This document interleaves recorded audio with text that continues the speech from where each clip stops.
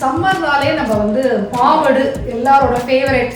இதோட recipe already Jayasree's kitchen வெப்சைட்ல இருக்கு. இன்னைக்கு அம்மா வந்து இதை பத்தின வந்து டீடைல்ஸ் அண்ட் டிப்ஸ் எல்லாம் சொல்லி இது எப்படி போடணுங்கிறத காட்ட போறான்.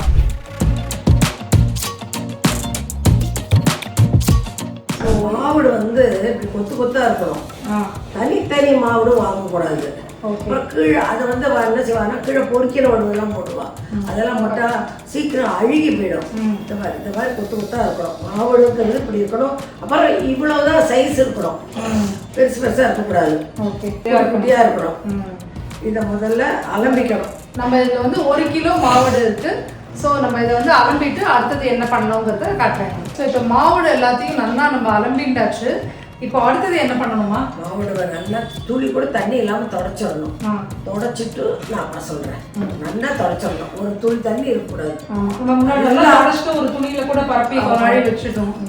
மாவுடு நல்லா அலம்பி துணியில போட்டு நல்லா தொடச்சி ஒரு 10 நிமிஷம் காய விட்டேன். இன்னொரு வேற துணியில போட்டு காய வச்சுட்டேன். ஏன்னா இதை கொஞ்சம் ஈரம் இருக்கக்கூடாது இல்லையா துணி, அதனால அப்படியே காய வச்சுட்டேன். சரி, 10 நிமிஷம் இது அப்படியே இருக்கட்டும். ஸோ நாங்கள் இந்த மாவுடெல்லாம் வந்து எல்லாம் இது பண்ணிட்டு அம்மா மெஷர் பண்ணியிருக்கா. ஸோ ஈஸியாக எல்லாருக்கும் கப்பு மெஷர்மெண்ட் தெரியணும் அப்படிங்கிறதுக்காக டம்ளர் வந்து 200 ml. 200 ml 10 டம்ளர் இருக்கு. சரி, ஓகே. இப்போ என்ன கையில் வச்சுட்டு இருக்கமா? விளக்கெண்ணெய். விளக்கெண்ணெய் அப்படி போட்டு இதில் நல்லா முதல்ல எவ்வளோ விடுவேன்? 1 ஸ்பூன் தான்.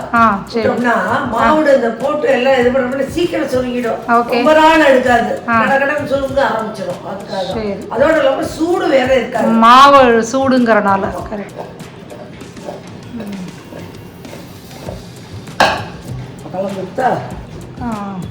இது விளக்கெண்ணெய் விட்டு நல்லா அதை குலுக்கி விட்டேன். இப்போ மிளகா வத்தல் எவ்வளோ எடுத்துட்டு இருக்க?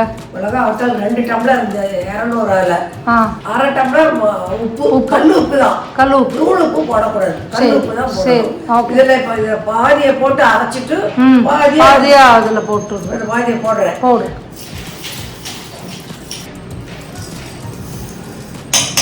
இதோட கடுகு 2 வெந்தயம் போடணும். 1 ஸ்பூன் கடுகு, அதே 1 ஸ்பூன் வெந்தயம். சரி. ஸோ இதை நீ பவுடர் பண்ண போறியா என்ன பண்ண போற? தண்ணி ஊற்றி அரைச்சிட போறேன். தண்ணி விட்டா பரவாயில்லையா? இப்போ பரவாயில்ல, ஒன்றும் செய்யாது. எவ்வளோ தண்ணி விடுவேன்? கொஞ்சம் 1/2 டம்ளர் தண்ணி. இது அரைக்கிறதுக்கு தகுந்த மாதிரி நல்ல தண்ணி விட்டு ஊற்றி அரைக்கணும். கடுகும் வெந்தயமும் போட்டிருக்கேன். ஓகே. நான் தண்ணி விட்டா ஒன்றும் ஆகாது. ஒன்றும் செய்யாது.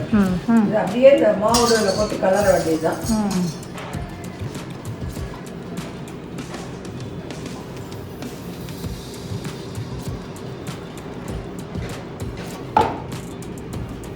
கரண்டி வச்சு தான் கலரணும் இல்லையா? அதோட கையை எரிவேன். இதே எடுக்கிறதே கொஞ்சம் கஷ்டம். எரியும் கை. ஆனால் உடனே அலம்பின்றவங்க யார் பண்ணாலும் தலைக்கணும். அப்புறம் எண்ணெய் தலையில எரியாது.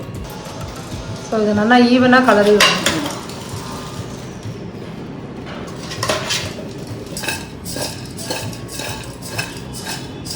இப்போ நல்லா குலுக்கி விட்டுண்டாச்சு. இப்போ என்ன பண்ணும்? ஓரளவு நல்லா கலந்துருத்தா இது கொஞ்சம் நல்லெண்ணெய் ஊற்றி வச்சுட்டோம். எவ்வளோ நல்லெண்ணெய் விடுவேன்?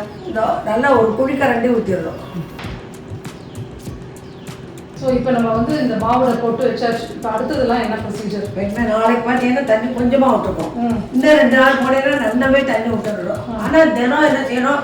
குளிச்சுட்டு வந்து இது சுத்தபத்தமாக சுத்தபத்தமாக கொஞ்சம் நல்லா குளிக்க விடணும். 2-3 நாளைக்கு குளிக்க விட்டாலே அப்புறம் நல்லா மஞ்சள் கலர்ல வந்து ஊறிண்டு ஆயிடும். ஓகே. அதுக்கப்புறம் மாவு சுருங்கிடும். இது இப்போ நாங்கள் எவர் சில்வர் பாத்திரத்தில் வச்சிருக்கோம். அதுக்கப்புறம் அம்மா வந்து ஒரு ஊறுகாய் ஜாடி வச்சிருக்கோம். அதில் வந்து போட்டு வச்சிடணும். இல்லை பிளாஸ்டிக் டப்பாலையோ வாட்டவர். நீங்கள் இதில் ஸ்டீலில் வைக்கக்கூடாது. ஏன்னா வந்து உப்பு போட்டிருக்கறனால அது இதுவாகிடும். ஸோ நம்ம வந்து இதில் போட்டு வச்சிடணும்.